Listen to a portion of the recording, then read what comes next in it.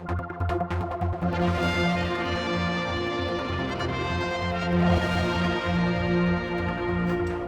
here at the Sea Terminal with the Minister for Infrastructure, Laurence Skelly, and we're talking about green waste day. Popular subject, got to say, on our MTTV most popular page.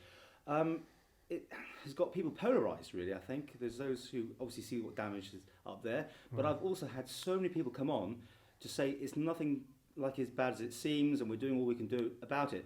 I have to say that because no one will come on camera to talk to me about it. I've really asked lots of people, but they declined. So I thought maybe come to you today because you've had this meeting with both sides of the argument. What can you tell us? Well, I'm not surprised there's a lot of interest, first and foremost. Quite simply, so many people actually use our green lanes and our uplands. So that doesn't, I'm not surprised in the least about that.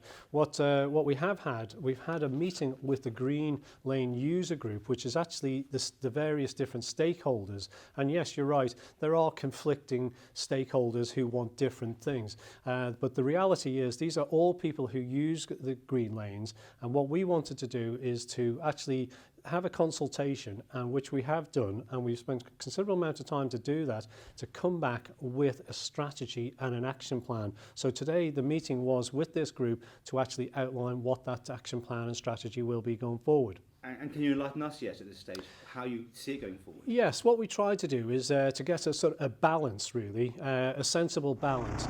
Listening to all the interested parties, what we wanted to do is we want to make sure that we continue the use of our green lanes. We didn't want to have a universal closure. We will be recommending some closures, we'll be recommending some one-ways, and what we think will be a sustainable use going forward.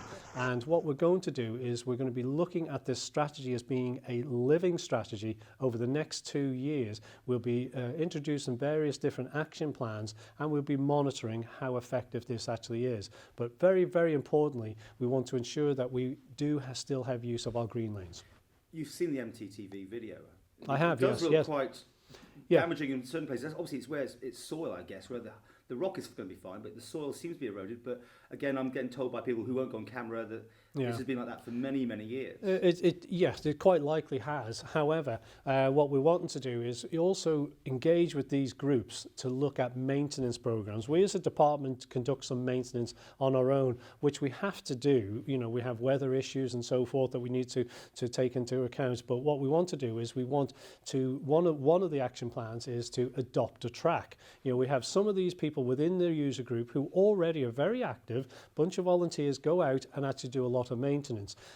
We are very concerned, in terms of the damage some of these groups may use, but some of them are very responsible, and that's the key point. We want to encourage the use, but we want to encourage responsible use. Because it is quite a big money spinner, is it not? I mean, people coming over to the Isle of Man to ride these tracks, which of course is annoying the groups who don't want any more damage done. But hoteliers have been telling me that this is quite a big source of income for some of the smaller ones, especially. I don't doubt it. It is something we don't actively promote. I must point out that point. I know my colleagues in DED do not actively promote that. However, we do have a world champion who learned his trade right here, so he is very, very proud Manx, and as a result, that's why we probably get so many people to come here. But if they do come here, we want to improve signage, we want to show them preferred routes, and we want them to be responsible, just like we want all the other users to be responsible. And we must recognise there are many different users of these green lanes.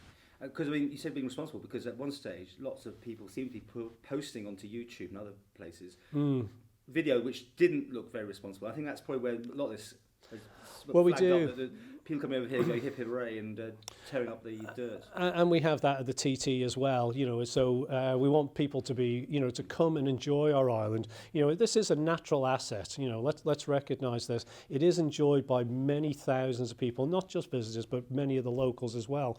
And yes, it is important to our recreation. Yes, it is also important to our heritage, I think. And very importantly, we need to consider the biodiversity. Working with our colleagues in DEFA, they are actually going to conduct an assessment actually in terms of the environmental use and impact of our uplands, which will feed in to what we're trying to do with the strategy. So you got all the parties together, by the sounds of it. Yes. When will you actually have a way forward? Well, that's the announcement today. Essentially, this is the start of it. And whilst we'll, over a period of time, we're looking at a 2-year stretch here that we want to implement this action plan. And as I say, we will be engaging with the users, and that's what the Green Lane User Group is all about, to actually promote the use, responsible use, but let's look at the sustainable future. And will you be closing some of them again in the winter? Yes, I mean, there are sort of winter issues, definitely, that we need to take more seriously. And whilst we are introducing some closures and some one-ways, we think that that's quite reasonable. And I think that's the whole point here. We're trying to find a sensible balance.